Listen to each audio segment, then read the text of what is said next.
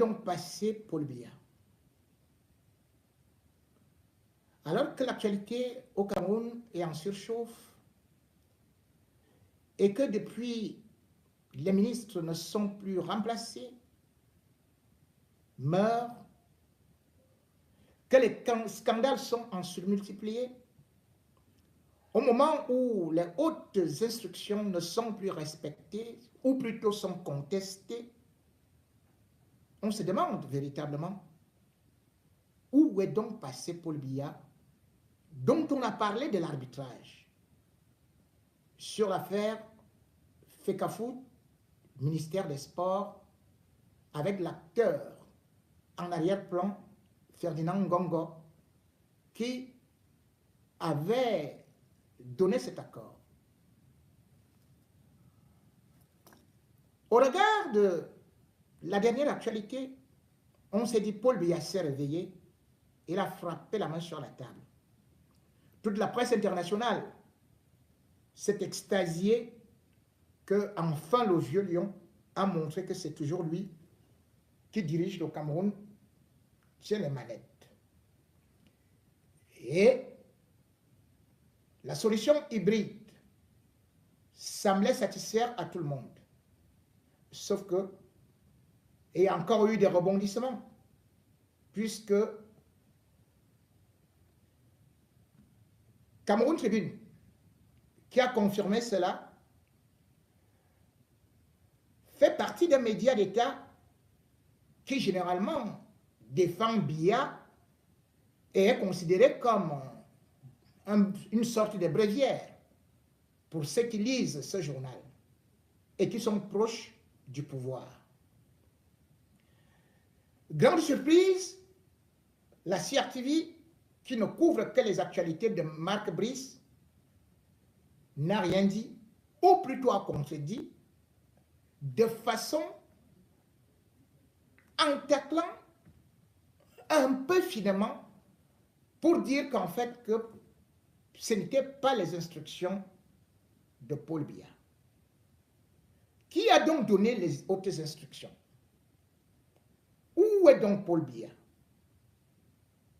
Lorsqu'on voit justement aujourd'hui Ngongo prendre les devants, on se demande, est-ce que vraiment encore Paul Biya est le patron? Et d'ailleurs, à cause de cette actualité, et celle qui dirige Cameroun Tribune depuis 2002 se retrouve en danger et de façon désespérée a envoyé un courrier à Paul Biya.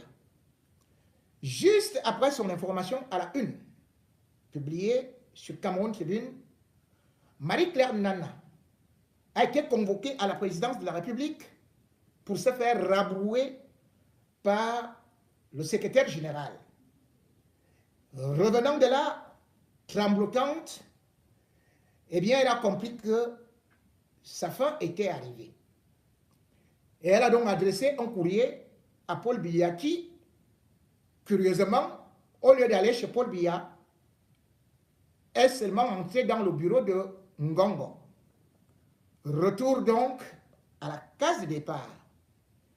Cette lettre montre non seulement que Marie-Claire Nana est en train de trembler, est actuellement aux abois, mais surtout elle a peur d'un conseil d'administration qui risque d'être programmé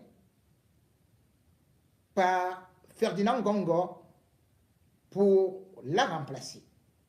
Ça vient également prouver que Ferdinand Ngongo est celui aujourd'hui qui décide au Cameroun. Je vais donc essayer d'abord de vous lire ce courrier de Marie-Claire Nana, ses pleurs infantilisants, adressé à un Paul Biya qui, semble-t-il, est dans les pommes, est isolé parce que fatigué et ne doit plus beaucoup travailler au regard de son âge. Paul Biya est né en 1933, dit-on. Sauf qu'en Bomokaï, il n'y avait pas à cette époque-là un centre d'état civil. Lui seul sait où on lui a trouvé cet âge-là. Or, on sait très bien que dans les églises catholiques, quand on baptisait quelqu'un, c'est qu'il avait déjà 6 ans, voire 12 ans. Et on coupait donc l'âge en deux. Donc, sur les 92 ans de Paul Biya, ajouter à peu près 6 ans, voire 8, pour à peu près évaluer son âge et voir s'il peut encore avoir cette force de lire les courriers, de s'occuper même de tiraillements et de querelles entre son secrétaire général et aussi son directeur du cabinet civil, puisque ce sont les clans qui se battent. Marie-Claire Nana écrit ceci le 3 juin 2024.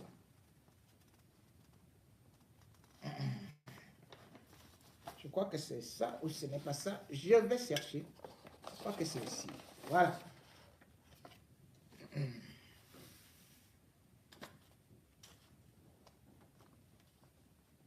Le 3 juin 2024, Marie-Claire Nana, directeur général de la Société de presse d'édition du Cameroun, SOPECA, à la très haute attention de Monsieur le Président de la République du Cameroun, Yaoundé.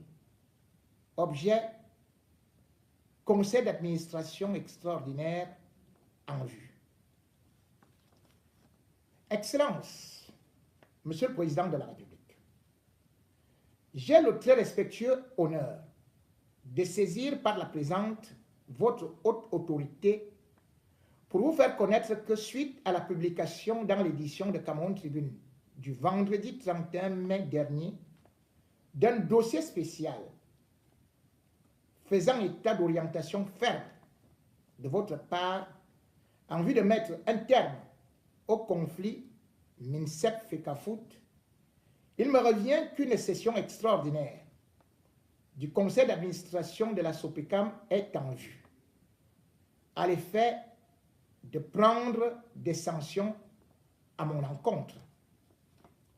Excellence, Monsieur le Président de la République, la publication de l'ensemble des articles incriminés visait le seul objectif de mettre en exergue et valoriser votre haute implication personnelle pour une bonne marche des affaires de la nation. Et de fait, sur toutes les plateformes numériques de lecture et dans les journaux, les Camerounais, à la lecture de notre dossier, ont applaudi votre démarche et vous ont encouragé à poursuivre cette politique d'assainissement et de fermeté dans tous les domaines. Ce faisant, je ne vois pas ce qui devrait m'être reproché.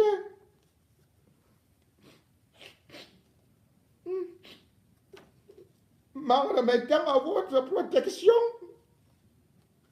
je vous prie d'agréer, Excellence, Excellence, Monsieur le Président de la République,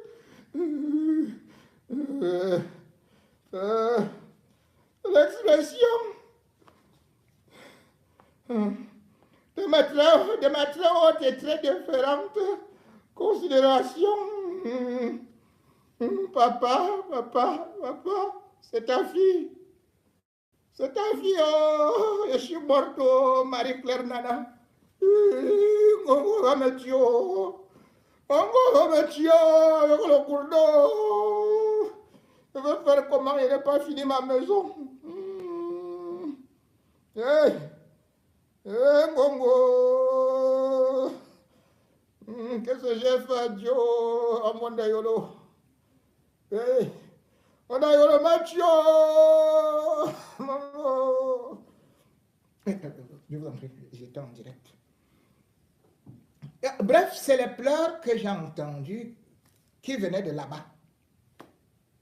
Donc, à notre grande sœur, Marie-Claire Nana, née en 1959, et d'ailleurs qui a été grande dans ce qu'on peut appeler, ce qu'on appelait encore les CJ, nous comprenons votre douleur. Surtout que la retraite, lorsqu'on est attaché là en broute, la chèvre n'aime plus partir, même rentrer à la maison. Sauf qu'à y durer, c'est là aussi où le serpent vient mordre la chèvre.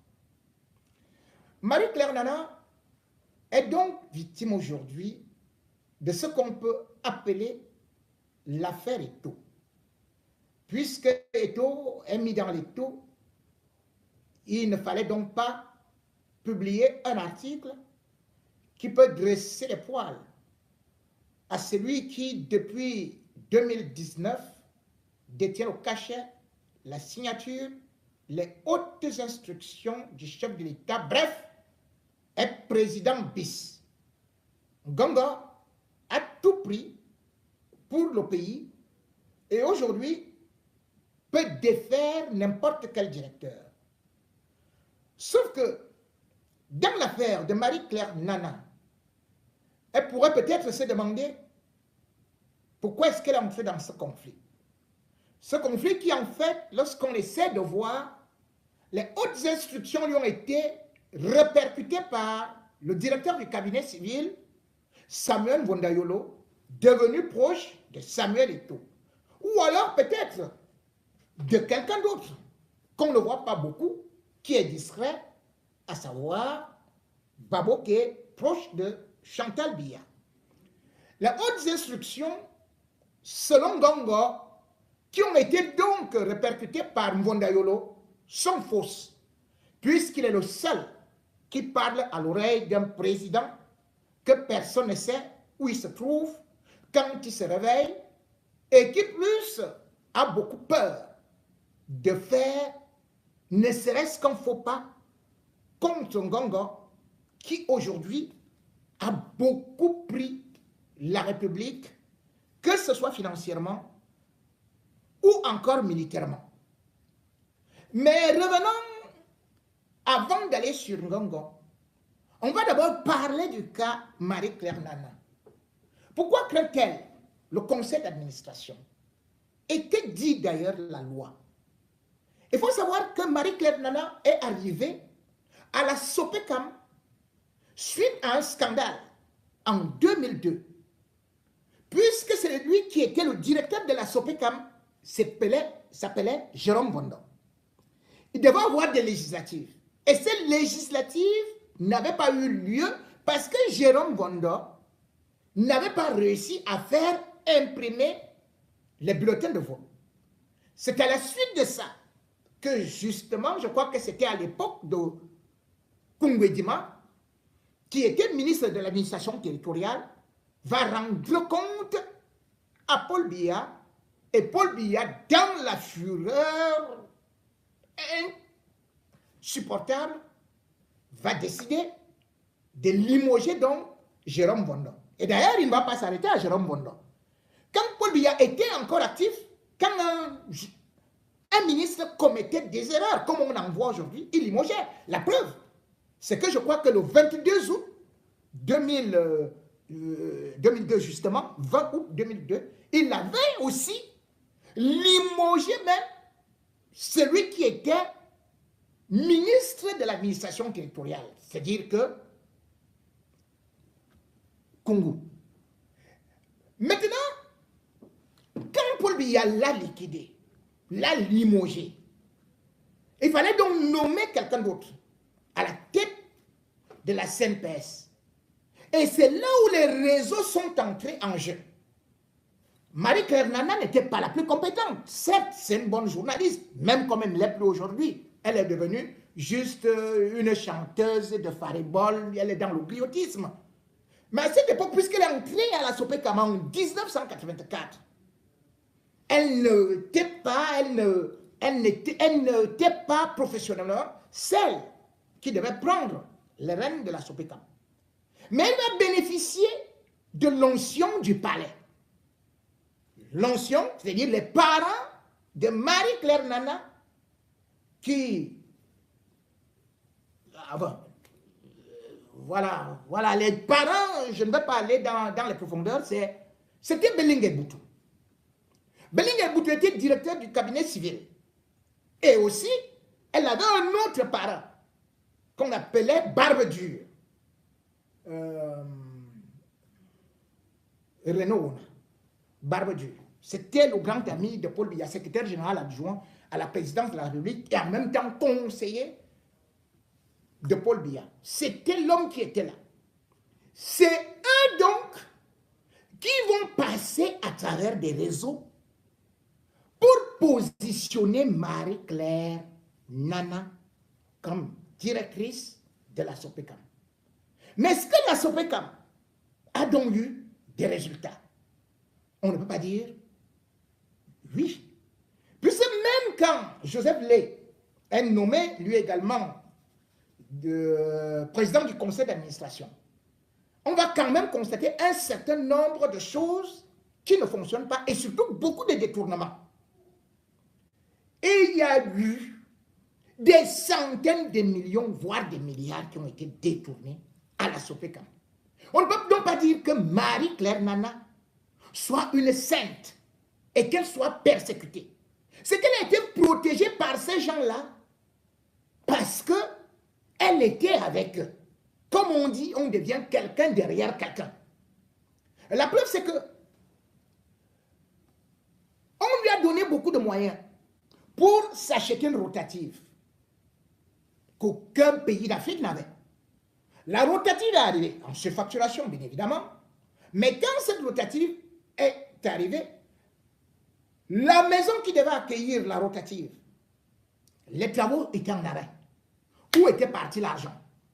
Il y a eu des détournements. La rotative, elle était positionnée du côté de l'ancien aéroport, qui est devenu la base militaire. Elle est restée là-bas dans la poussière de telle sorte qu'on volait même des pièces de rechange. On a dû recommander. Donc bref, on passe à côté. Un conseil d'administration aurait suffi pour qu'on la limoge par rapport à ses impairs. Mais bien plus, on a constaté qu'elle était impliquée dans les affaires des assurances, où il y avait beaucoup de gombo, avec tout le personnel, des petites jongleries, de telle sorte que le conseil, le consupé, va arriver là-bas. Le consupé va arriver au niveau de la Sopecam. Ils vont s'installer, je crois, dans la salle de rédaction pendant 6 mois. Mais on va découvrir des choses pas possibles. Normalement, Marie-Claire Nana devrait être en prison depuis. Mais elle est restée là parce qu'elle était protégée. Je peux vous dire, par exemple, que quand le consupé arrive là-bas, on va constater, par exemple, que elle l'a recruté, elle avait recruté. D'abord, sa spécialité, c'était les bons de carburant. Hein. C'est-à-dire qu'elle a pris 2 nièces.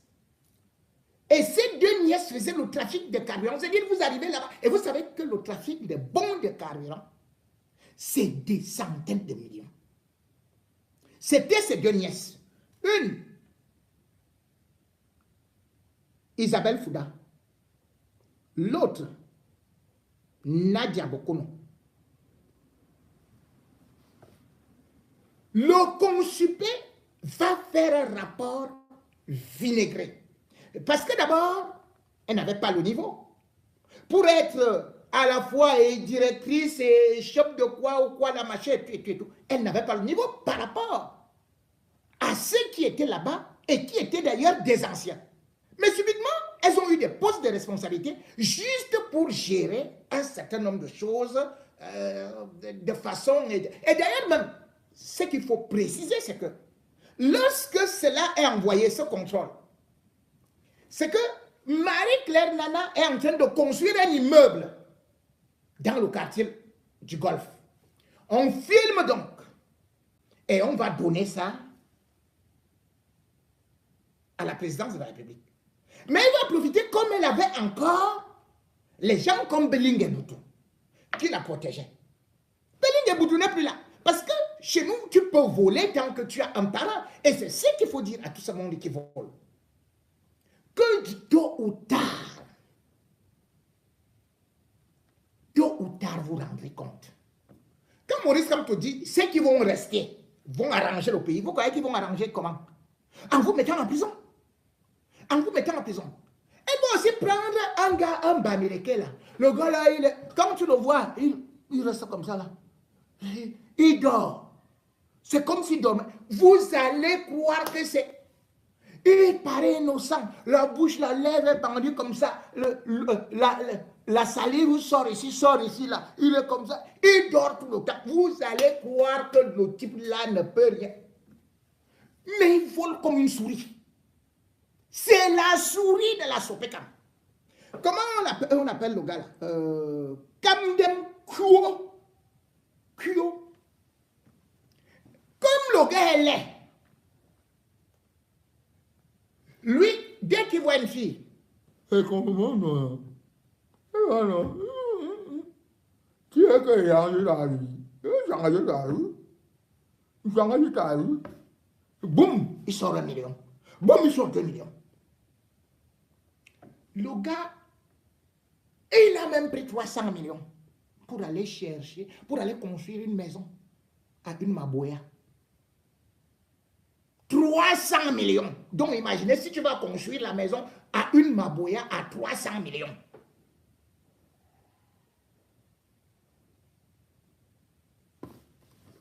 On a découvert dans ce rapport-là, on savait donc que, et d'ailleurs il avait aussi acheté la même Maboya qui venait là, la Sopé comme la RAV4. Elle fait le truc comme ça là. Toutes les petites filles défilaient là-bas pour venir prendre de l'argent. Et un autre là, Bikaï, lui il était spécialiste, il est spécialiste dans comment est-ce qu'on appelle ça? Les soi-disant invendus de Cameroun Tribune là. C'est-à-dire que qu'on vende ou qu'on ne vende pas, on va dire que oh, tout ça est invendu, donc on est parti livrer à tel ou tel endroit. Donc on prend de l'argent, on met dans les poches. Et le même Bikaï a détourné toute une voiture neuve. Il a dit que oh, je suis parti à Douala. Quand je suis allé à Douala, j'ai garé à côté de Bonadibon. Quand je reviens comme ça, la voiture n'était plus là. On lui dit, pardon, tu as garé où? À Bonacam. Tu as garé où? Le lendemain, il dit qu'il a garé à quoi? Après, il dit qu'il a garé à Bonabéry. Alors que le gars avait tout simplement détourné une voiture neuve. Et il est l'homme, c'est-à-dire que c'était l'autre bras droit du vol de Marie-Claire Nana. Et voilà donc, lorsque le consupé arrive, le consupé va donc faire une note. Que bon, vraiment ce qu'on voit ici, ce n'est pas une structure, ça c'est très très grave ce qui se passe ici. Marie-Claire Nana devait partir depuis longtemps. Depuis longtemps. Non seulement par rapport au détournement, mais par rapport même à la loi. Je crois qu'il y a une loi que Biya a sortie là, c'était quand? C'était en 2019. Je crois que article 27 relative aux sociétés publiques, parapubliques. Cet article dit que un directeur ne peut pas rester dans la même entreprise 10 ans.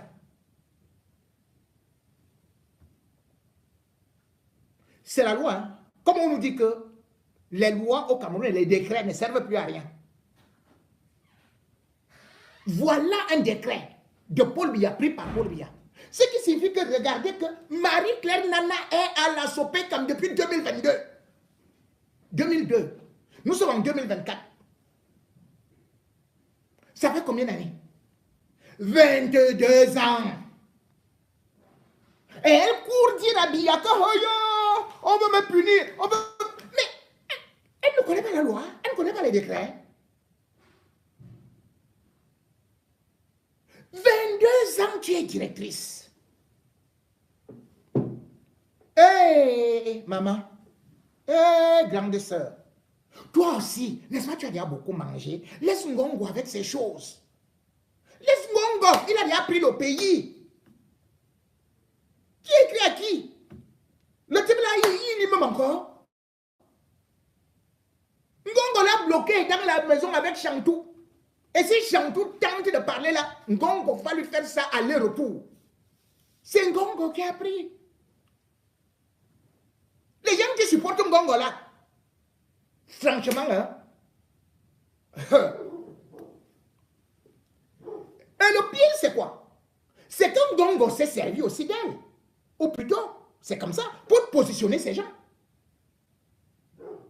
Parce que d'abord, le 23 avril 2020, qui va écrire à Marie-Claire, au PCA, à dire que Joseph Lé, de prolonger 2 directeurs, qui sont là-bas, donc Badian. Badian est là-bas depuis 2011. Je ne sais même plus. C'est-à-dire que je me souviens. Hey, je lisais le type là quand j'étais en 6e. Et c'était avec, parce qu'il y avait à côté de la maison de ma grande sœur, un journaliste de Cameroun Tribune, on l'appelait Mouelé Bissi. Il est mort depuis. Donc parfois, comme je venais, j'étais venu en vacances chez ma grande sœur, je profitais pour lire Cameroun Tribune. Et je lisais les éditos de Badian Banken. C'est comme ça qu'il s'appelle, non, je crois. Oui. Badian Banken, oui, je crois. Badian Banken. Mais j'ai déjà vieilli, Badian Banken est toujours là. J'étais au cours élémentaire 1, je lisais Badian Banken. Cours élémentaire 2, je lisais Badian Banken. Me voici, j'ai déjà des enfants, et même un petit enfant. Je lis Badian Banken. Je suis devenu grand-père. Badian Banken continue à travailler. Et il a obtenu la prolongation. C'est grâce à Mondayolo qui a écrit à Joseph Lé pour le reconduire pour 2 ans. Et il faut savoir qu'avant cela, c'est Ngongo qui avait demandé la reconduction de Badian Banken en 2018 pour 2 ans. Alors que la loi dit qu'on ne peut pas prolonger quelqu'un 2 fois.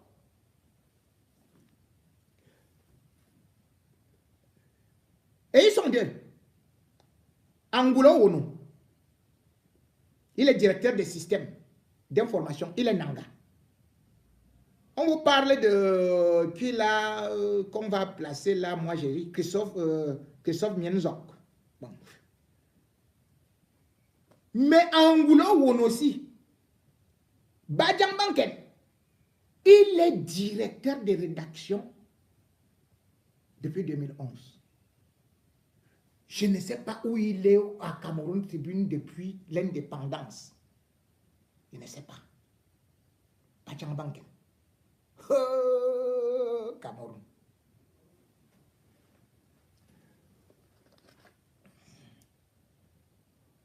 Aujourd'hui donc, lorsqu'on voit dans cette maison-là, Ngongo aujourd'hui veut enlever toute personne qui peut s'opposer à lui. Pourquoi? Parce que la prise de pouvoir, c'est quoi? C'est d'abord les médias. Il a déjà Charles Ndongo. Vous voyez comment il gère Charles Ndongo, non? Il doit avoir Cameroun Tribune. Donc la Sopeka. Et c'est pour cela que c'est lancé de trembler comme ça. Parce que ce temps, il a déjà bloqué Bia. Et Chantal qui ne peuvent plus parler. Pourquoi? Parce qu'il a d'abord Eran Moïse avec le BIR. Et il a pris l'aéroport. Enfin, le port. Le port. Non seulement il a placé qui? Saphir, Sivi. C'est lui qui est le directeur général de Port-Sec. C'est son homme qui est là-bas, Cyrus Ngon. Et celui qui s'occupe de la sécurité, c'est l'autre Israélien, à qui je crois il a offert un marché de 38 milliards. C'est bien ouvert. L'autre truc du territoire, l'autre enceinte du territoire, c'est quoi? C'est l'aéroport. Et comment est-ce qu'il fait pour contrôler non seulement l'aéroport, mais surtout contrôler Camerco? Depuis que Ngongo est là, Biya a tout perdu, tous ses postes clés.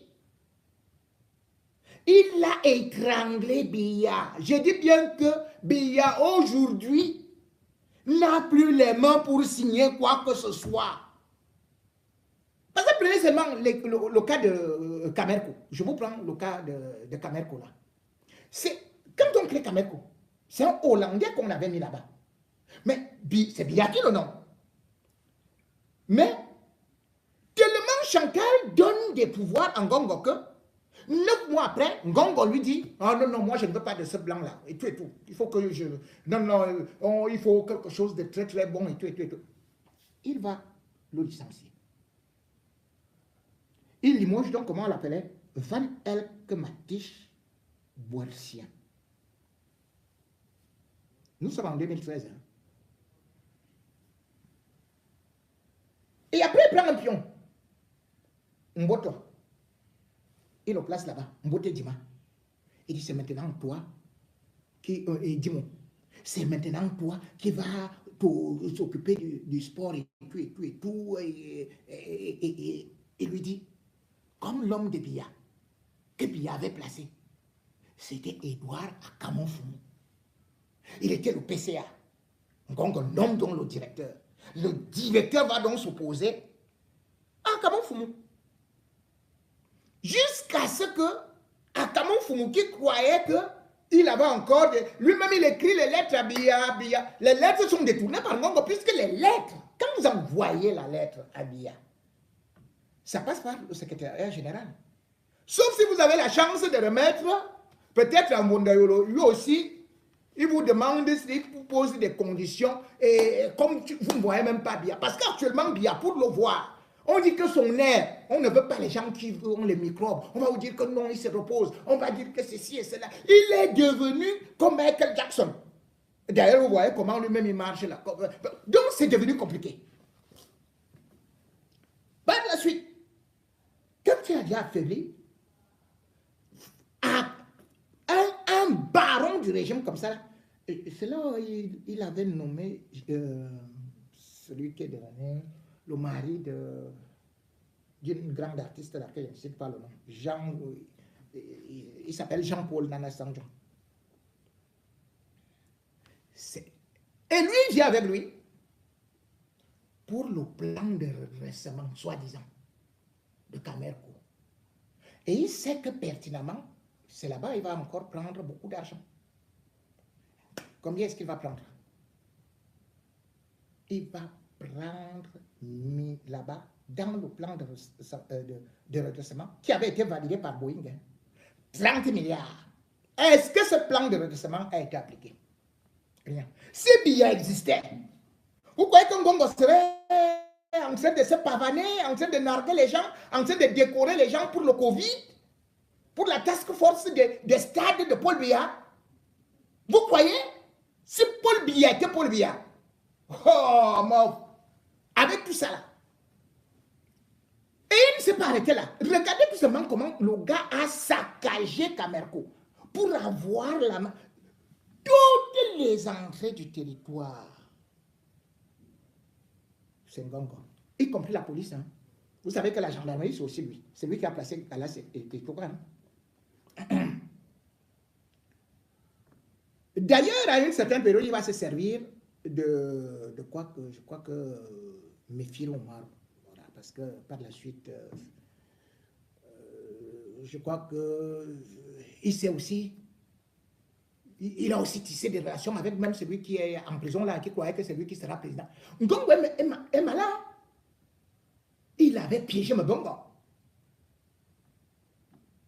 Mbongo, même étant ministre des Transports, il s'est servi de lui. Lui, il était caché. Personne ne voyait Ngongo. Mais regardez qu'il a enlevé tout le monde qui était proche de Biya. Mbongo, il l'a envoyé direct en prison. Et il lui a donné même encore comme cadeau sa femme, qu'elle allait tous m'attendre là-bas. C'est comme ça.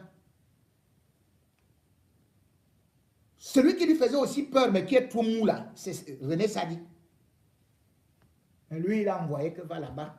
Tu vas me faire quoi? Va là-bas, il a enlevé de la présidence de la République. Mais en ce temps, regardez comment il a continué à piller la caméra. Il a envoyé là-bas après, comme PCA, lui, Georges Ndjifendi, Koto, après. Mais je ne vais même pas citer mon ami Ernest Dikoum. Ernest, salut! On ne veut pas parler de ton cas. Toi-même, tu es passé par Camer Konon. Tu connais ce qui s'est passé là-bas. Bon. Mais on m'a dit que tu avais été un peu l'ami de Ngongo, même comme tu avais refusé que tu marches encore. Tu lui as dit que, oh, moi, je ne suis pas dans les choses là. Il y a plus haut. Tu sais que ton ami est journaliste d'investigation, non? Donc, moi, on ne parle pas d'abord de ça. Mais tu t'es bien comporté. Tu n'as pas endossé ça là-bas. Regardez donc toutes les entreprises comme Ngongo a eu à récupérer. Par exemple, la Sonara. Vous savez comment est-ce qu'il a fait? Il savait que là-bas, Paul Biya disait, je ne peux pas perdre la Sonara, je ne peux pas perdre la Sonara, mais Ngongo était là calme.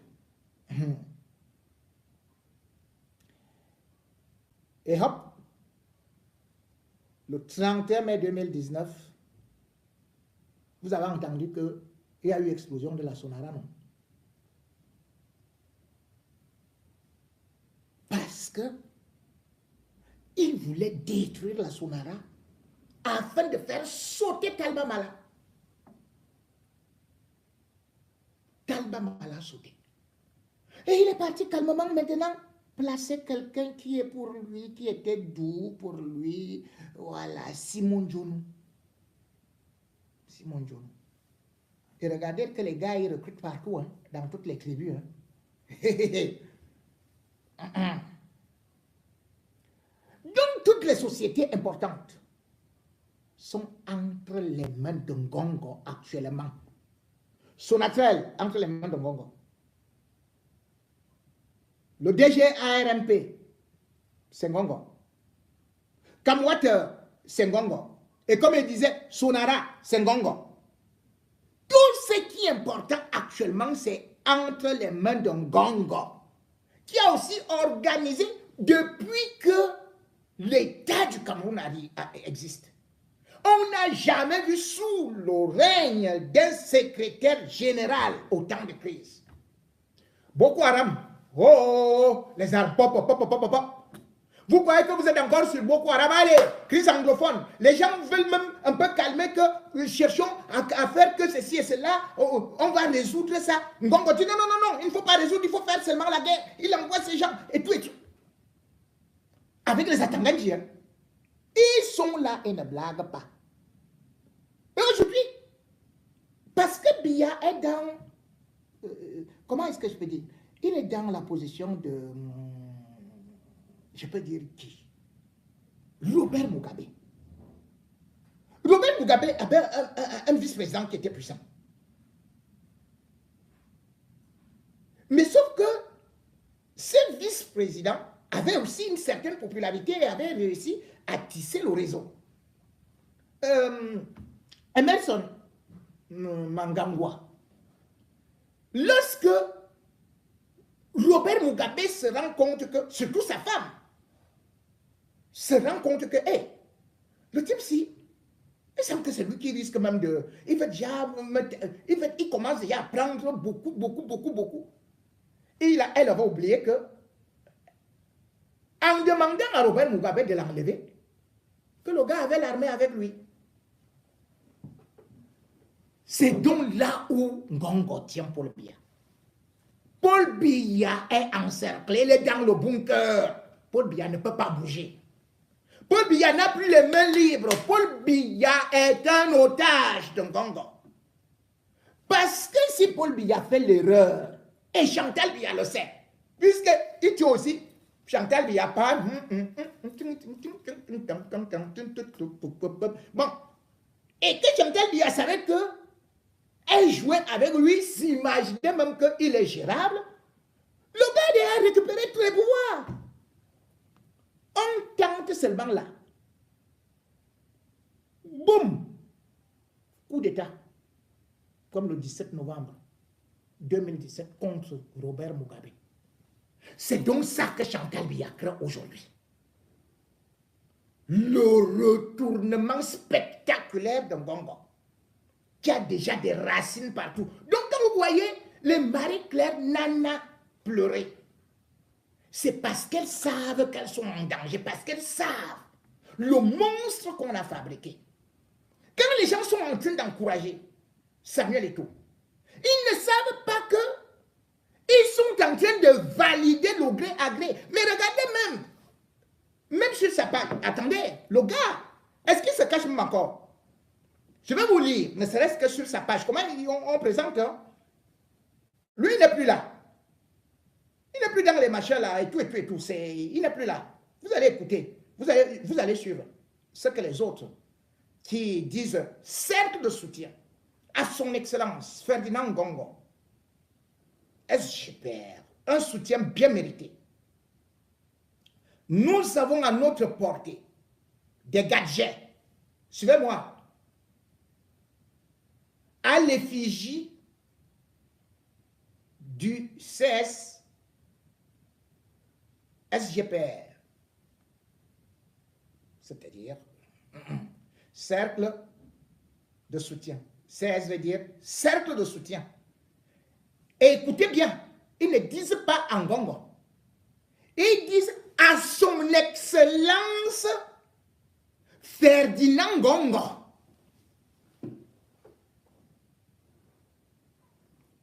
Donc il y a déjà les effigies. Nous on est là, on rit. Vive-moi les combis, c'est ça qu'on dit, non? Nous avons à notre portée des gadgets à l'effigie du cercle de soutien à son excellence, monsieur le SGPR. C'est une manière visible et symbolique de montrer notre soutien à ce grand homme au service de l'État. Ainsi de renforcement du sentiment d'appartenance à une cause noble et digne qui est de servir encore et toujours. Encore et toujours. Les mots ont un sens. Ces gadgets sont pour nous un moyen de communication pour transmettre des messages de loyauté, d'unité et de détermination. 1.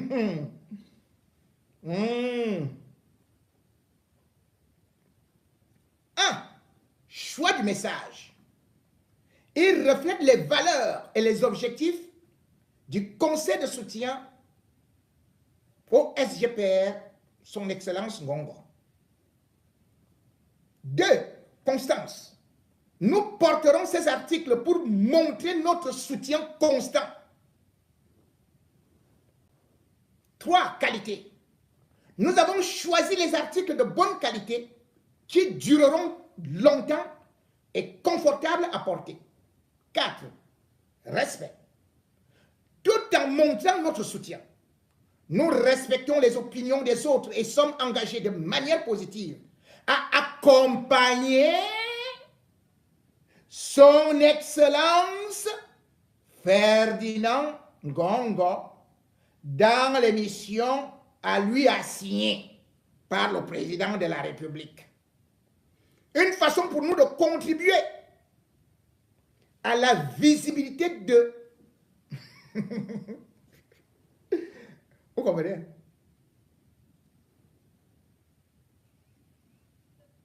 Le CSSGPR participe activement à la diffusion de ses idées. Donc, il a déjà les idées, il a une idéologie. Les idées, c'est... Donc, il a un parti politique. Bon, on y va. Ce n'est plus les idées de Paul Biya, ce sont ses idées. Et on vous dit, pour vos commandes même des gadgets, polo, t-shirt, casquette, écharpe, macarons, survêtements, numéro à contacter, 672, tel, 698, tel. Et puis, vous pouvez aussi contacter Cédar Théophane Bouli, délai de livraison, 24 heures. Un article acheté, c'est un engagement de plus pour notre soutien au ministre d'État, secrétaire général de la présidence de la République, son Excellence Ngongo. La page, faut-il le rappeler, a été créée le 16 décembre 2023 et compte déjà des dizaines de milliers de personnes. Et on le présente donc. Voici donc, mesdemoiselles et messieurs, votre futur chef d'État avec moi, les combis, son premier ministre. Ah oui, on applaudit. Son Excellence Ferdinand Punk Ngongo.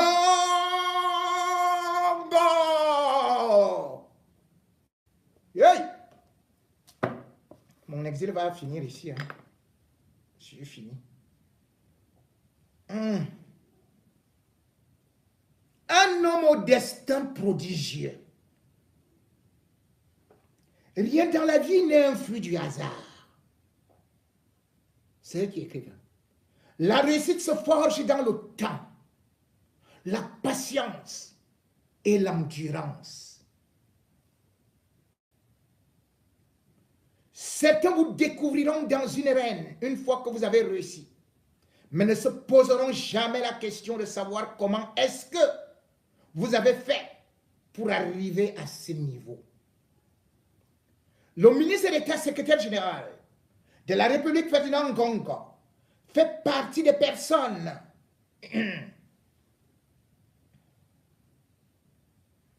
qui ont atteint le sommet. Et encore quoi? Ils vous disent non. Il a atteint le sommet. Et encore quoi? Grâce à leur travail. Après un bref passage au cabinet civil de la présidence de la République, 1997, il a envoyé auprès des Nations Unies par le chef de l'État, son Excellence Paul Biya, en 2002. Jeune, brillant, intelligent et bosseur, il sera nommé en 2010 secrétaire général du ministère des Relations extérieures. Et contre toute attente, le chef de l'État décide de faire de lui, le 9 décembre 2011, secrétaire général de la présidence de la République. Flatté et séduit par le dynamisme de ce collaborateur à diligenter les dossiers sensibles, il fait de lui en 2019 ministre d'État avec délégation des signatures. Ce que nous pouvons remarquer est que le président de la République a longtemps observé ce digne fils de Minta. Il a déjoué les pronostics. Ce n'est pas Franck Biya. Hein? Là où vous étiez là avec les franquistes. Ngongo a déjoué les pronostics. Voilà. Des personnes malveillantes et mal intentionnées, fatiguées d'attendre sa chute, sont passées à la vitesse supérieure, le jeter en pâture, ternir son image en longueur de journée, oubliant qu'il ne fait qu'obéir à son destin. Et que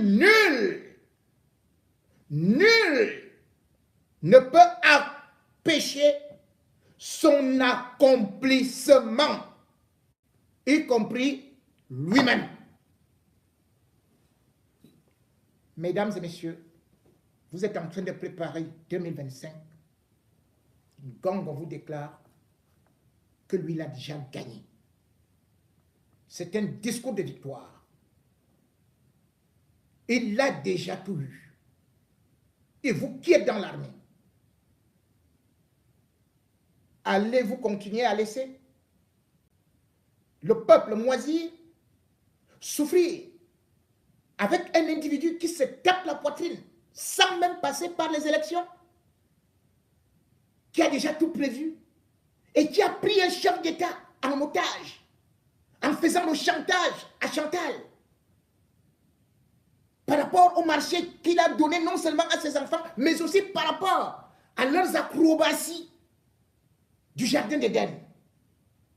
Allez-vous rester aveugle? Allez-vous laisser piétiner la Constitution?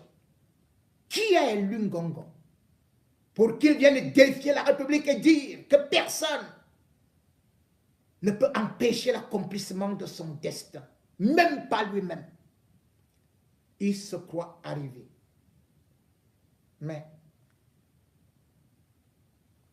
l'heure de Dieu va sonner. Le peuple va se lever. Ngongo, à la façon de Samuel Doué, tu risques de voir ta punk rasée avec un tesson de verre.